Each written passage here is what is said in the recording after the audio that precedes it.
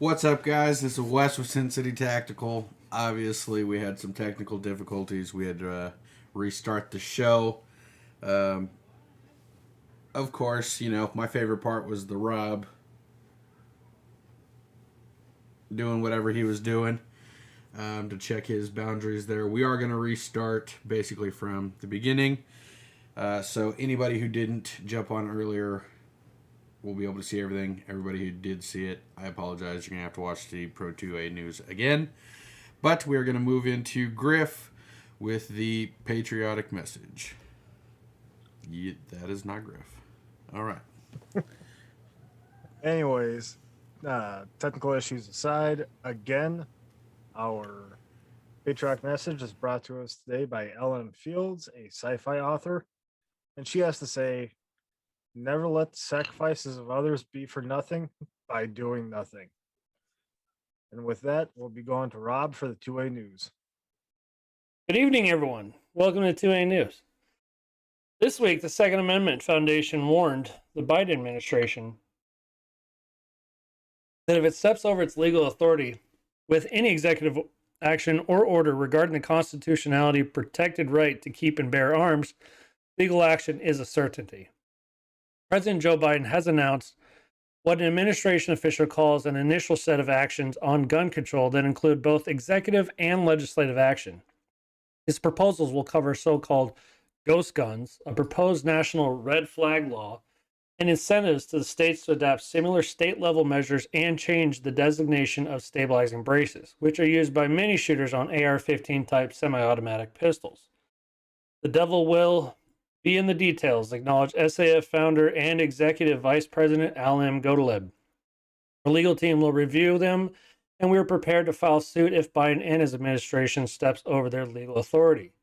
Godaleb recalled that Biden has been an ardent gun control advocate during his entire career on Capitol Hill. He included gun control as a major component of his presidential campaign last year and published reports saying he has met with representatives from gun prohibition adversaries groups since taking office. Nobody from the Biden administration has reached out to us or any other rights organization to my knowledge, which certainly clarifies Biden's approach to firearms regulations, Godalem said. He came to the office talking about unity, but he just declared war on tens of millions of law-abiding gun owners who have committed no crimes. Biden's nomination of David Chipman to head of Bureau of Alcohol, Tobacco, and Firearms and Explosives is another alarming development, Godaleb said. The nomination requires Senate confirmation. Joe Biden just nominated a man now working for the Giffords Gun Control Lobbying Group to head the agencies responsible for gun law enforcement. Godaleb observed, "That's not just a bad signal to gun owners. The president has essentially raised the black flag, and we see nothing positive for American gun owners of the firearms industry." Thank you for tuning in to 2A News. Back to you, Wes. Got my inhaler. All right. So, obviously, if you watched before the technical difficulties, we talked about it a little bit. Quick refresher. Biden is attacking our gun rights, coming after millions of Americans that are law-abiding. The problem is not law-abiding citizens. The criminals are still going to have the guns. Yes, we've talked about this for about 3 weeks now on the show. And unfortunately, we do need to keep talking about it because it's important. Keep voting to get the right people into office that we need, that abide by what we want as citizens for our rules and regulations and laws. And keep writing emails and letters to your senators or congressmen or electives that can do something about it, telling them you oppose these bills that are being put into place. That's how we make a difference as citizens, unless you're Biden and you can rig an election. So that's what I got to say on that. Rob? Yeah, I mean, again, it's a little bit uncomfortable and a little bit terrifying that the amount of effort he's putting in towards coming after guns. And when he's talking about amendments are not absolute, that's again another big red flag. You know. Well, not to mention, he says who needs 100-round drums, but in reality, who needs 25,000 troops at their inauguration? Come on now. Good point. Real stuff, dude. Real stuff. I mean, they're made to keep power to the people, not power to the government. That's what it says in the Constitution. Power to the people. Yep. Griff? Oh no, I completely agree, and I'm with Wes. We cannot stress enough to keep on writing to your officials and telling them what they're there to do. I want to see everyone get to the point where they're starting to receive cease and desist letters from our politicians because of how fed up we are. But Ghost unlike, guns. but unlike what's going on up here in Minnesota right now with rioting, we need to do this lawfully. I cannot stress that enough. 100%. 100%. Right. Last thing I'm going to say on that is, and I know I mentioned it in the last technical difficulty situation that we had, you're not taking guns away from the right people. Griff said it best in the last show. Taking guns away from law-abiding citizens is like what the war on drugs did. Absolutely nothing. The law-abiding citizens did what they were supposed to do. The criminals, guess what? We still have drugs all over the place. It's still a pandemic or epidemic or whatever you want to call it. The war on drugs didn't work. Gun control's not going to work. And like I said in the last one, your First Amendment is gone. Second Amendment, definitely gone. Third, fourth, fifth, seventh, 12th, 72nd, I don't give a fuck. Excuse me, F-bomb. But if they get our guns, we lose everything. Democracy becomes dictatorship. And we're going to leave that at that. And we are going to move into the tactical gear review. Different format this time. You're going to see it's going to be one clip that's rolled. Red signifying me, blue signifying Rob, purple signifying Griff. And then we'll get into a discussion of each of the items at the end.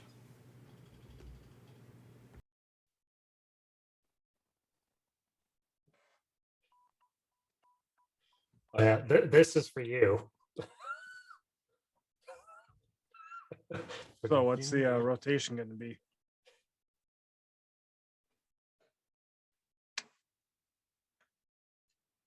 Get ready with my mice rope. All right. So, as you saw, I went with the Kaw Valley linear comp. The little AR-15 pistol you see here is running a Kaw Valley linear comp.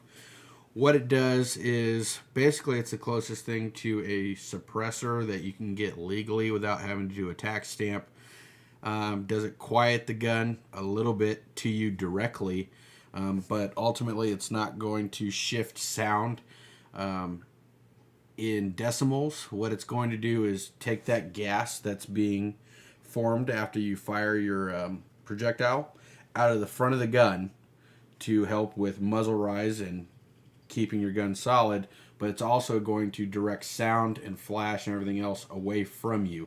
So it could simulate that it's a little bit quieter. Ultimately, it's going to give you better recoil management and help with not getting gassed out at the range, especially when you're running it on a pistol. So a 14.5-inch barrel and lower, that's going to be an ideal situation. That AR pistol that I have it on is a 9mm with a 4-inch barrel, and the linear comp is about 5 inches. So basically I have 9 inches, and if I didn't have that on there, I'd be getting gassed out and burned. So very good to have. They're not very expensive. They're about $35. Check it out. Griff? All right. So as everyone saw during the intro video today, if I can get this darn thing working, thank you. I have the Atwood micro cord dispenser. Now these are $13 online, directly from the manufacturer. They come in 10 different colors and use a 1.18mm diameter cord. It has a built-in cutter, and it works just like any tape gun or tape dispenser that you would get from the post office. The thing I really love about it is I got this perfectly stock reel of cord. All I have to do is pop it right in, there we go. I no longer have to bundle it up or find other ways to carry it with me on my gear. It's a fantastic little thing. They make it for the micro cord and also one for regular 550 cord. The tensile strength on the stuff that comes with it, I want to say is 110 pounds. I have the company's, I want to say it's called Dyna X cord, which is 550-pound tensile strength. Now, they also make a Dyna X paracord that is rated all the way up to 1,780 tensile strength. And with that, we'll go over to Rob. So mine is my gun safe. It's a 14 capacity gun safe with a digital lock on it. I've had it for probably about 3 years. It's a great safe. I did have a problem with the locking mechanism, which I just recently repaired, and it's actually really easy to get it done. But inside comes with 2 different shells, the 14 gun rifle rack.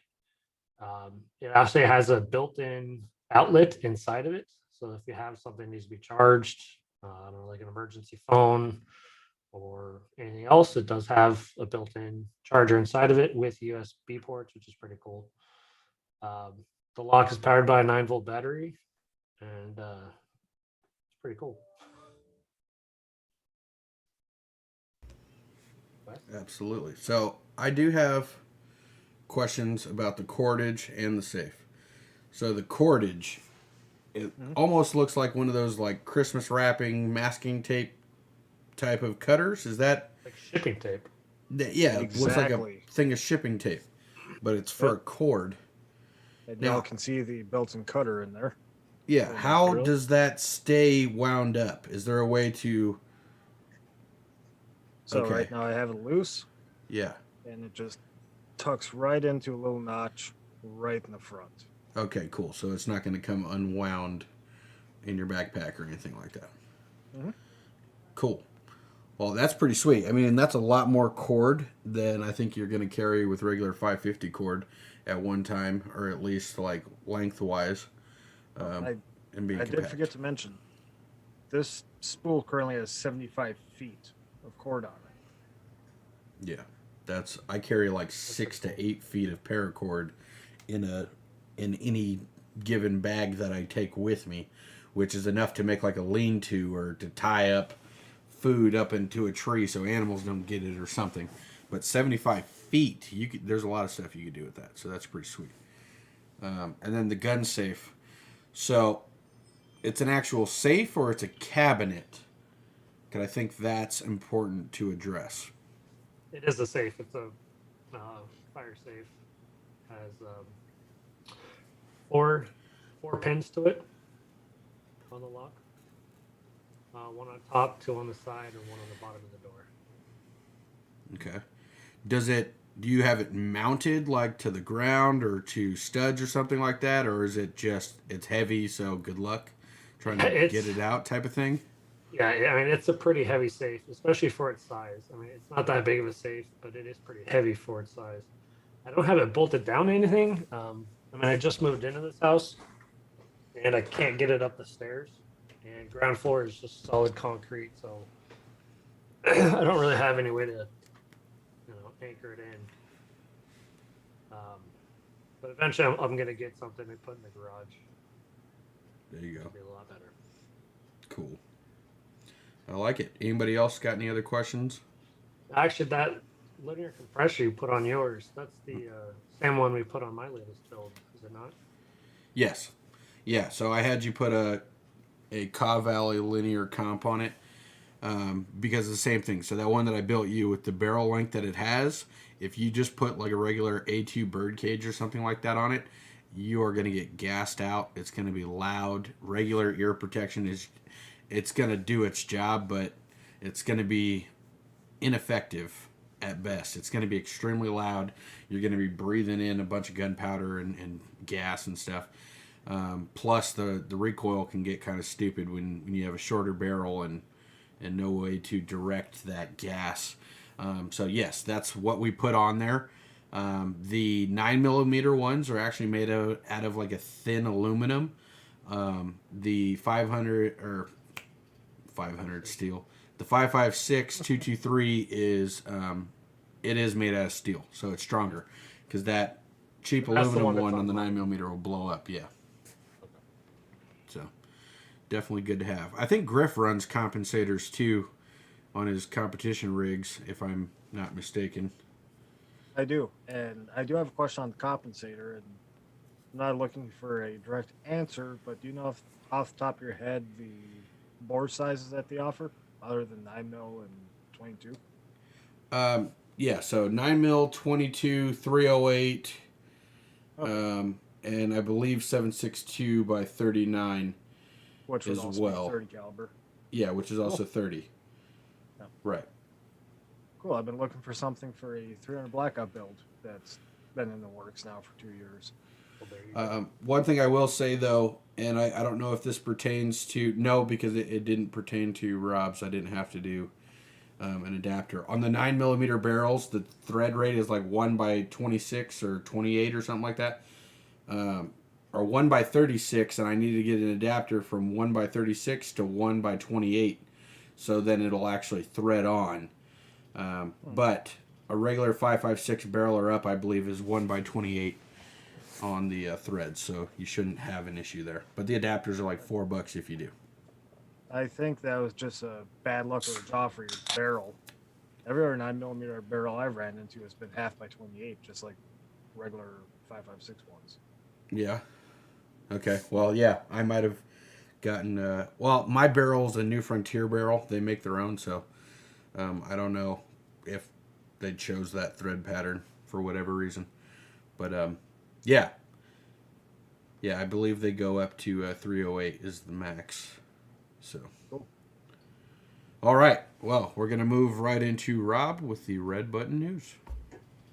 Hey everyone, welcome to the Red Button News. This week, moments before he was killed, Dante Wright called his mother and told her he had got pulled over. She had no idea it would be the last time she would speak with her son.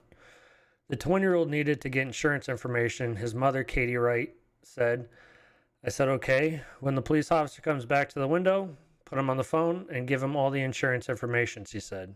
A second goes by and I hear the police officer come back up to the window and ask Dante to get out of the car. Dante asked for what? The police officer said, I'll explain to you when you get out of the car. The mother said she could hear the police and her son struggling. The police officer asked him to hang up the phone. Kate Wright said, 3 or 4 seconds went by. I tried calling back to back because I didn't know what was going on. At worst, she thought maybe he was being arrested. She soon saw it was much worse. When I called back, the girl that he had in the car answered the phone, and it was on FaceTime, and she was crying and screaming and said that they shot him. And then she pointed the phone towards the driver's seat, and my son was lying there, unresponsive. That was the last time I seen my son, she said, sobbing. That's the last time I heard from my son, and I've had no explanation since. Police in Brooklyn Center, Minnesota said Wright was initially pulled over Sunday afternoon for an expired tag. Body cam footage shows the officer Wright stepped out of the car and then got back in. An officer said she was going to use a taser on him. But instead of shooting a taser, Officer Kim Potter fired a handgun, screaming, "Oh, explicitive, I shot him." As Wright was mortally wounded, Wright leaves behind a young son, Dante Wright Jr., who was supposed to see his dad to celebrate his upcoming 2nd birthday. Now my son, he don't have a dad, said the boy's mother, Cynthia Whitaker. His dad won't get to see him for his 2nd birthday or for any of his birthdays. And I'm just so messed up about it because I feel like they stole my son's dad from him. How do we put life back together after this? Nisha Wright made a cross-country road trip from her home in Alabama to Minnesota after learning about her nephew's death. My nephew is 20 years old. I don't care what nobody got to say about him. He was loved. Nisha Wright said, acknowledging that the strong family built by the young man's parents. This is no broken home. This is 23 years of love. But now the family has been shattered after Wright's death. Now do we put life back together after this? Nisha Wright asked. My mother should have had to bury her grandchild. My brother and sister shouldn't be burying their son. I can't accept that. Mistake. The explanation that Wright was killed accidentally gives zero comfort to his family. I cannot accept that I lost my son. He's never coming back. Wright's father, Aubrey Wright, told Good Morning America on Tuesday. I can't accept that. Mistake. That doesn't even sound right. You know this officer has been on the force for 26 plus years. I can't accept that. The case is being investigated by an independent agency. Potter is being charged with second-degree manslaughter. Kate Wright said she would like to see justice served and her held accountable for everything she has taken from us. Back to you, Wes. All right, so this is a touchy subject. Let's talk about the facts. So the facts are the officer, female, male, doesn't matter. The officer, 26 plus years of experience on the force, was training the other officer that was applying the handcuffs to Dante Wright originally. I have watched the clips, and I will say, I guess we're going to do a police audit real quick. These are all just opinions, obviously, or at least my take on what had happened. So, they get him out of the car. They tell him he's got a warrant, that they're going to arrest him. He goes to get back in the car. That's mistake number one. Not saying that it justifies anything that was done from that point, but I think anybody with common sense here is you're arrested, your first thought is run, which is what he tried to do, or, oh crap, I'm in trouble, and just freeze up. Well, he made the move to try to run, as it looked. I'm not saying that he tried to run because I don't know, obviously I wasn't there.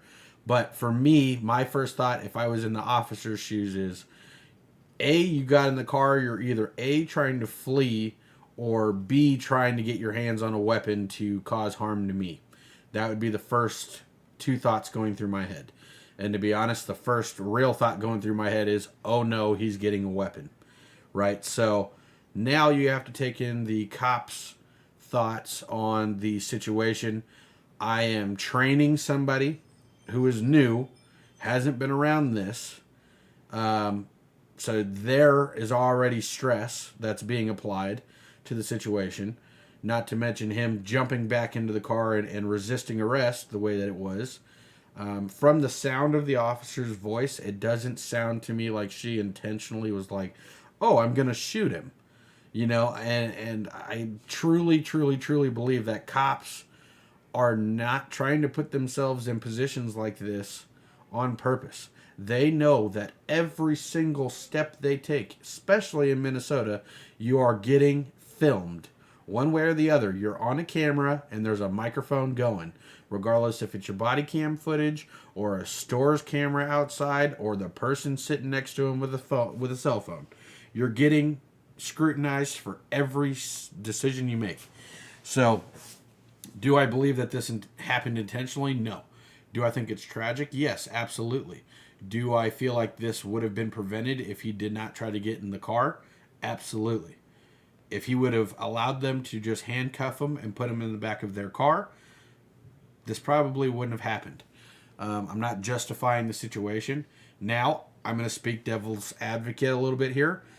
The police officers that I know, and even with some of my own training and stuff like that, a taser that they use, a law enforcement grade taser, typically looks like a pistol, but is yellow and black. They do make all black ones, but they're shaped differently. The barrel end of it is pretty wide, but they're yellow. They're supposed to stand out. Now, from my understanding as well, that the police officer's firearm is going to be on their right side if they're right-handed, and the taser is going to be on their left. And knowing that, and if you train with your equipment, which we recommend on this show, is to train with your equipment in the way that you would be carrying it when defending your life. Don't just train, oh, let me stand here and shoot. You need to learn how to draw from the holster. A lot of inside shooting ranges don't allow you to draw from the hip and fire That's why I recommend going out into the desert and doing some training there, because you can practice in that way. Of course, trigger discipline, things like that. Um, we're not going to get into that because that's a rabbit hole right there. But from my understanding, the officer's pistol was on her right hip. Her taser would have been crossbody holster, facing backwards so she can get the handle and draw the taser across her body to come out. That should have been a thought that was going through her head.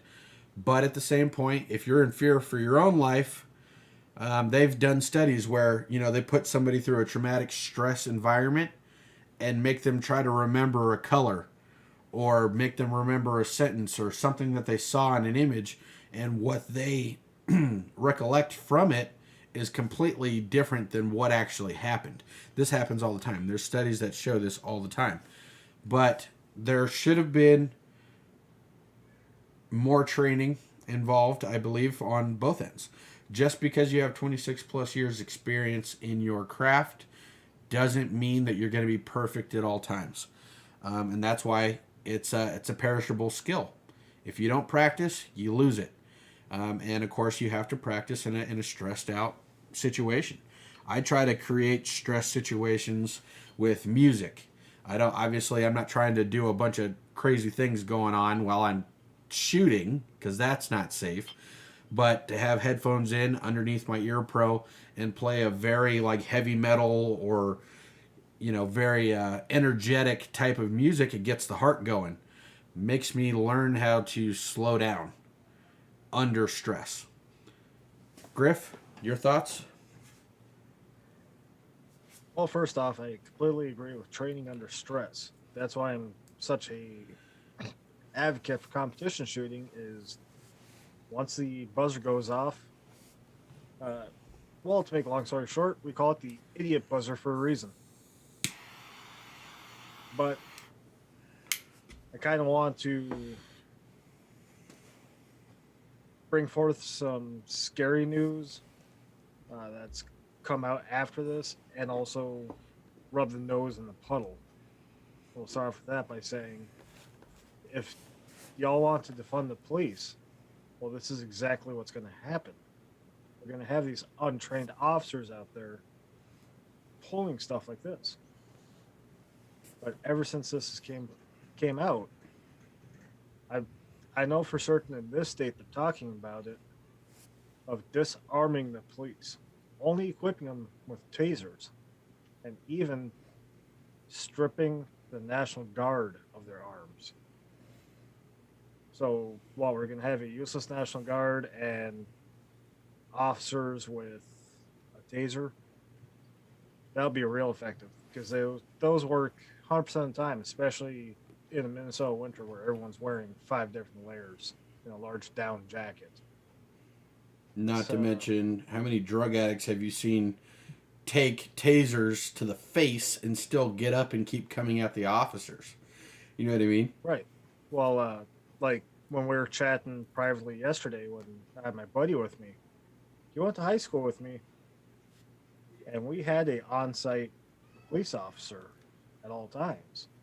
We've seen teenagers need to get tased 2 or 3 times. Now imagine a 6'5", 300-pound guy that's coked out of his mind. What the heck is a taser going to do? Yeah, especially in winter clothes like you described. The police are going to quit. You take my way to, you take my way to defend myself away from me, I'm going to quit. I'm not going to walk around with just a taser. I'm not a security guard. Security guards carry tasers, and that's fine. That's acceptable for them. But to strip the police of that is the problem. And you're saying, like you said, defunding the police for what? You should be funding them more so they can get better trained to avoid situations like this from happening. This is happening because of a lack of funding, not because of bad officers. It's bad training, bad department management is what I believe. Rob? No, I mean, I 100% agree. It's a training thing. Just like Griff said, if you're going to defund them, they're not going to have money for training, which means you're going to have more incompetent cops that are not well trained in what they're doing. You take away firearms, then they're pretty much useless. Again, criminal is not going to not carry a gun because the cop's not carrying a gun. They're still going to do it. But I mean, I also agree. Like, if she was, I mean, she's a veteran cop. She should have known a lot better. She should have been trained well enough to know instinctively where her taser is compared to where her firearm is. It's completely different. A taser, completely different handle, different barrel, different feel, different color. It's on the complete opposite side of what your non-dominant side. You should know. Literally, you're having to cross body to get your taser. Right. Here is a draw out, and I'm shooting. Yeah. This is my taser. That's what officers are trained to do. Taser. Yeah. I have to reach to make sure that I'm grabbing the right thing. And that's not what happened. Perfect example. RX David 86 said that cop is going to pay the price for her mistake. She's going to lose everything. Why put your life in someone else's hands? Comply and live. Fight it in court. Don't fight with the police and don't run. Police are not going to lose. And that's a whole nother thing. When he got out the first time, he should not have gone back to his car. No. If you do what you're told, again, fight it in court. Go to jail for the day. If you have to go to jail for the week or whatever you have to do, go to court, fight it there. You fight it when you're being arrested, you start doing stupid stuff like that, you're more likely to have something bad happen. Right. Yeah. It's like one of the You have to people I fight watch another on, day. Right. It's like one of the YouTubers I watched, Donut Operator. You guys probably watch it. Yeah. Yep. You play stupid games, you win stupid prizes. And there have been a lot of stupid prizes being awarded lately. Unfortunately. It's sad, but it's the facts that we live with right now. And unfortunately, like I said, the only way to solve this is to not defund, but increase funding.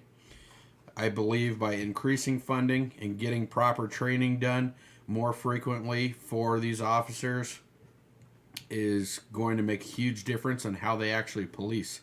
And did you know that statistically speaking, most police officers in most states are only required to qualify at the range once a year in their department, and then are left to their own discretions to go and train and practice on their own. Yeah, there should be a lot better on that. Yeah. Right. They should also put a lot more programs in place on teaching people the process of dealing with cops too. Yeah. If you get pulled over, this is what you're supposed to do. It should be like part of your DMV testing. Yeah. If you get pulled over by a cop, this is procedure you should follow. Right. And as many people know, I'm a competition director. And with that, I've shot with plenty of cops. And I must say, the minute I hear a cop is on our shooting squad, it terrifies me. The amount of training the average police officer has is woefully lacking, to say the least. I was going to say, I've gone shooting where I've had officers and detectives and things like that out on the range with me, and I outperform them. Mm-hmm. That scares the hell out of me. I should not be able to outperform you when that's your job. You know what I mean? Oh. Now, I'm not saying shooting every day is your job, but you're carrying every single day, which means you should be more proficient with that firearm than any other person. I should not be able to outshoot you with any gun. Yeah, that's with like every profession, even our profession, working on air conditioners. You don't constantly train yourself, you're not going to do it right. You're going to screw it up. Even your mess ups aren't going to be as bad as situations like this, but it's still, that's your job. Well, it's like when I broke my ankle. I was out of work for 6, almost 7 months. When I came back, oh my God, if I didn't have to go through like 6 different refresher courses just to get myself back into form. It was a perishable skill. If you don't practice it, you lose it. And RX David has commented again saying, when I was in the police, I trained in Krav Maga. I was not going to get my A-word kicked and have to kill someone. I was gonna win. I paid for that training and out of my own time, not required. That's sad, bro. Like, I commend you for being that type of officer to better yourself and better your own training, but the department should have handled all of that. But we are going to move into the shout outs and sponsors.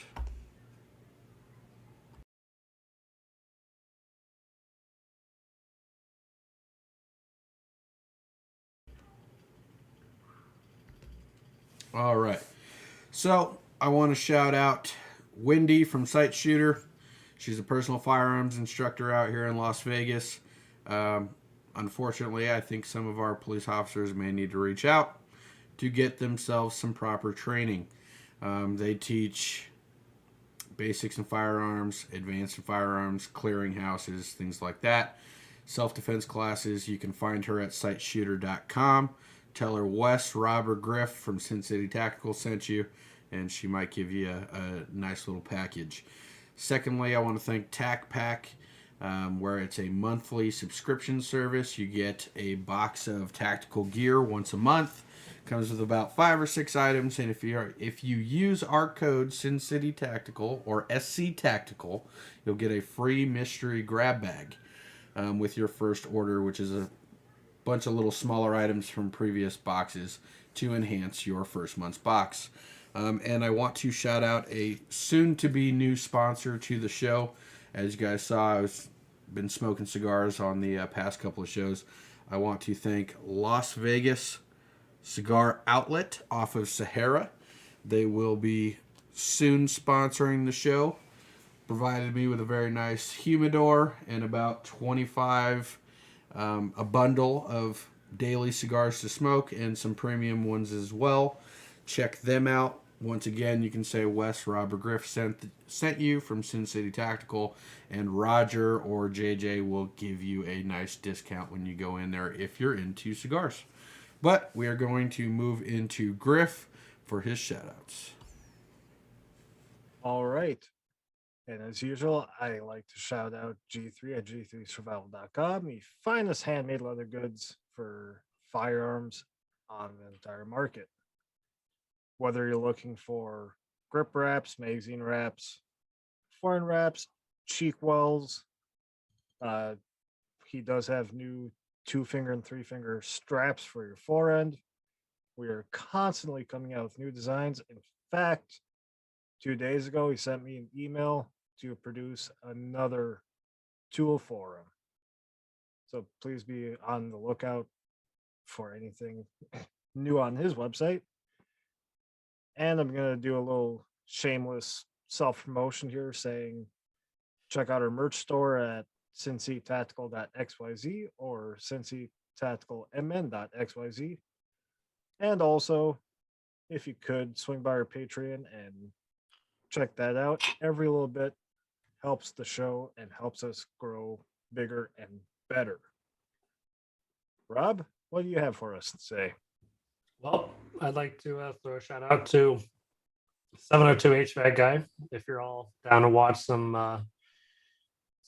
Call of Duty Warzone, some Apex Legends, pretty good stream in there, pretty good gameplay. Also, One Shot 417. If you're into some Fortnite games, pretty fun couple guys there. And that's about it. Also, sometimes you'll catch Sin City Tactical playing with 702 HVAC guy in Warzone. We've been trying to do that a little bit more. I try to get on and play some Warzone. Plunder, that's where it's at. Oh, nope, not going to say what I was going to say. Griff's going to hit me with a censor button if I do that, so we're not going to do that. But, yeah, One Shot 417, check him out.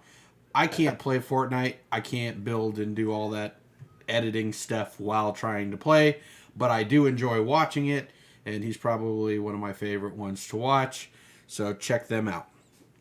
But that's it for the shout outs. We're going to move right into the EDC how and why.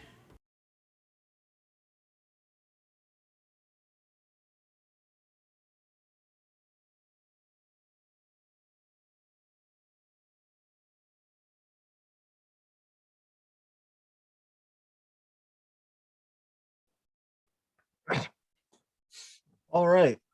It's going to be a little mundane this week, but I feel like it's something that lots of us need to take care of, and that's our tools.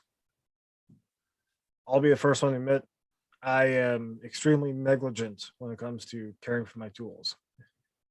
And by tools, I'm talking about my self defense pocket knives, my carry guns, checking my medical equipment that I carry in my EDC bag, make sure all that's up to date. Because when things matter, we need to be able to rely on the tools at hand. And if tools at hand can't perform the tasks that they're meant to do, well, what good are they? In fact, I almost hate to say this. I have an AK upstairs that I haven't cleaned in over a decade. I can guarantee you I've probably ran 5,000 rounds through it. But as a mechanic myself, and I'm sure the other two guys can agree with me on this, we see it at work quite frequently, where you don't take care of the things used to your job, and then they can't do their job. Rob, what do you have to say about this? Yeah, tools are very important. Not just the gun tools and survival tools. It's tools for everything. You know, especially in field me and West working, we use a lot of tools and a lot of equipment. If you don't treat them right, you don't take care of them, they're not going to take care of you. Same with guns. Same with all the tools to take care of your firearms, take care of your knives. If you don't take care of it, they're not going to take care of you. I'm going to quote my grandfather: "A clean tool is a happy tool," and that's fact. Okay, so Rob, very negligent with his guns and cleaning. Yeah. Griff with his AK. At least we'll just say the AK. I have been negligent a couple of times, but usually it is a religious. I'm going to put that in the dictionary, guys. Religious ritual for me to come home and clean the guns, get them all clean, because like you said, and I believe that RX David would agree as well, from his background as being a police officer. If the tool jams, that is a difference between life or death. And I would rather not deal with that. Or, perfect example, Rob has seen me in my day job with a dead battery on a tool. I believe that's part of caring for your tools. Making sure that the accessories that go with it are being taken care of. And of course, he goes to meet me on a roof or something, and what am I dealing with? A 6-in-1 in my hand, taking off 17,000 screws by hand because I didn't charge my drill. So, caring for your tools is a very important task. Yes, it can be tedious, but when your tools are reliable, it makes the difference. Griff? Right. And as long as you keep up on taking care of your tools, each time you go back to it, it'll just be even easier. Like my self defense pocket knife, I take 5 minutes a week, take the dust and lint out of it, a couple drops of oil, and that's it. Now, if I wasn't doing that on a weekly basis, I'd visit it once a year and I'd have to spend an hour or two out of my day just to get the same results. It's a habit we need to develop. And unfortunately, this is one of the habits that isn't so easily developed. No, it's not. It's not. But once you get in the habit of doing it on a regular basis, make it part of your routine. When you grab the gun bag or your tool bag and you go to bring it in the house, go directly to your cleaning station, clean them, put them away. Then you know that they're taken care of, and when you need it next, it's going to be in the place that you put it, where it normally is, and it's going to be clean and ready to go.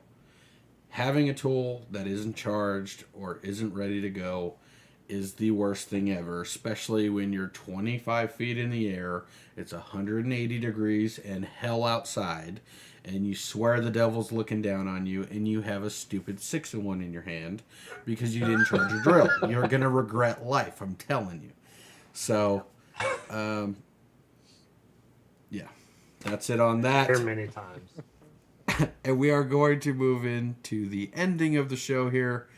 And Griff, do you want to end the show? All right. So, with that, all I have to say is let's keep safe out there. Keep being the great patriots I know we can all be.